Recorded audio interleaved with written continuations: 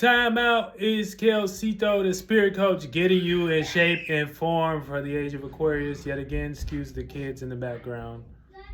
We're going to talk a little bit about how men and women compete. Okay, since we are in the gender wars and we are seeing a lot of this topic, surface the internet, surface our, neighborhood conversations, or just our subconscious based upon whatever we're observing online. So, just to give it an aspect of how men and women compete, this you can also correlate this knowledge to, how ideas work or thoughts that would be more so the external masculine expression, and how emotions work and feelings work that would be the more internal expression of, the external. Okay, so which would be like the feelings and the woman. Now, when we get into, how each of these take their proper, I would say, stands through the, working through its own mechanism. Passion is a sense of going forward and moving forward um, out of something that's like outdated. So, this can also correlate to spiritual direction and knowing how to move forward as well. So when we talk about competing, you know what I'm saying, we got the gender wars and everything is kind of mixed up as far as um, who's competing with who and whatever. We don't have to delve too deep into that, you know what I'm saying? But we can just look at the energies themselves and see how men and women compete. So when it gets to how men and women compete, so a man compete by way of um, sharing practice. So even you see the most top performers that are men, the most successful businessmen, they're always, they may have a lot of success as far as material things that they can show off. But in a sense, they're always going to teach by way of what practice they're doing and stuff. You know what I'm saying? So even Kobe Bryant, he would have let you know his discipline. That's why he was a bad motherfucker. And for, someone in the financial world, they may have a situation where they are, sorry, like I said, the kids are in the back. They are, showing their discipline and their routine and what they do and how they keep themselves healthy and able to, make 1,000 phone calls a minute and whatever. So they might have the ego of it, which would be the masculine expression, but it all comes from that practice and things. Okay. So that's how men compete and things, because I know sometimes it get misconstrued, especially in beta male world, that, it's about obtaining something. And then, you might, that's getting into a whole other concept. But, anybody that's really successful know, and that's a man, know it's about your practices and what you do behind the scenes, what you was doing on them days that, nobody cared about what you was doing, but what you did to now have a certain, you know what I'm saying? So y'all. Now, when we get to how women compete and things, so this don't get in the aspect of each other. So women are in the aspect of, they compete in the aspect of what worked for somebody else can work for them.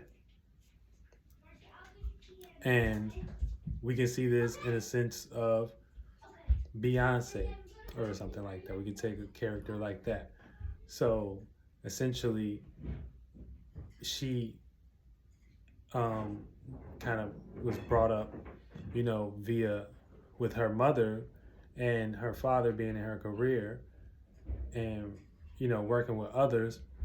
And then she became her own, staple in the game. And then she started figuring out what worked for Jay-Z can work for her. So even the character switch, you know what I'm saying? Or even somebody like Oprah, you know what I'm saying? The prestige in her show, or I don't know if she under fire right now. I don't really keep up with human knowledge and stuff like that. So, you know what I'm saying? I don't like none of these people. But, you know what I'm saying? Yeah, what worked for someone else can work for them. So that's how the women compete. So a lot of times what is happening in a gender war is that a woman may think that a man is competing in a way of what worked for him can work for them. And it'll get confused, and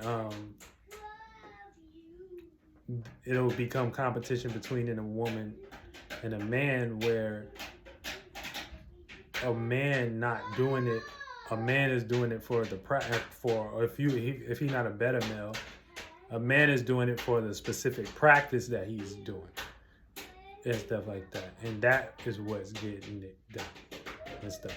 So once we start to mix, our ideas, we can only come to an idea and a thought if it's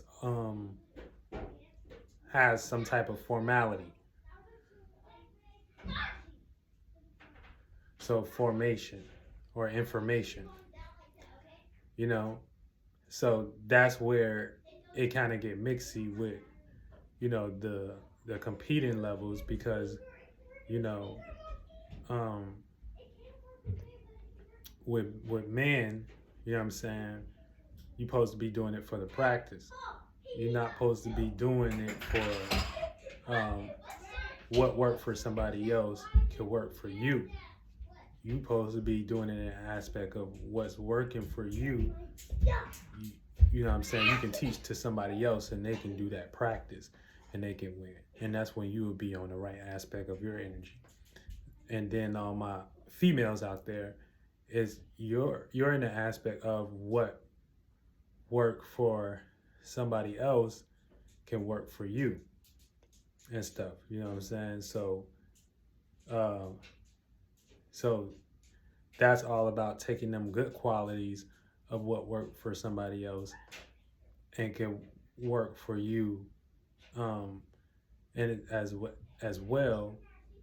And you know what I'm saying, knowing how far and the emotional awareness to go with that, far as the power tripping of it, because that's where it can get tricky, far as being in a feminine aspect of what worked for somebody else can work for you, because you about fulfillment and emotion. You may do it for that purpose,